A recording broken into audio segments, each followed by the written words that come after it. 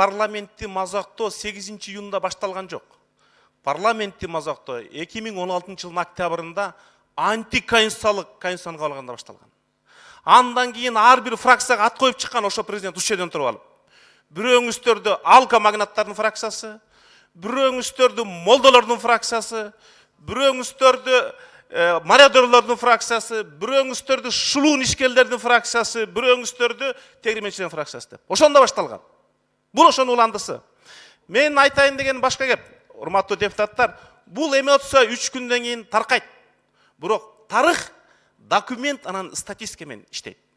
Муну айтып жатканым, азыр Кыргызстанда бир да философиялык, политологиялык, юридикалык словарда Акаевка берилген баа жок. Саясий документ жок. Бакиевке берилгенде саясий документ жок.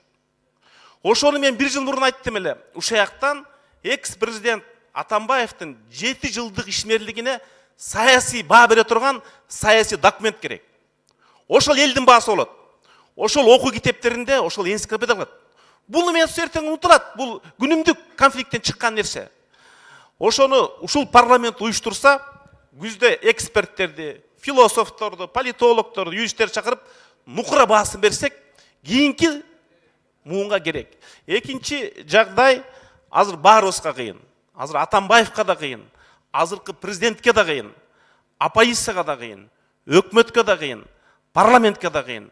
Бирок ачууга алдырбай, азыр Батукаевдин диагнозу бул кыргыз мамлекеттүүлүгүнүн фундаменти өтө бош экенин далилдеп койду. Биз президент менен биригип мамлекеттүүлүктү бекемдөө боюнча документ кабыл албасак, эртең кеч болуп калат. Үчүнчү микрофон.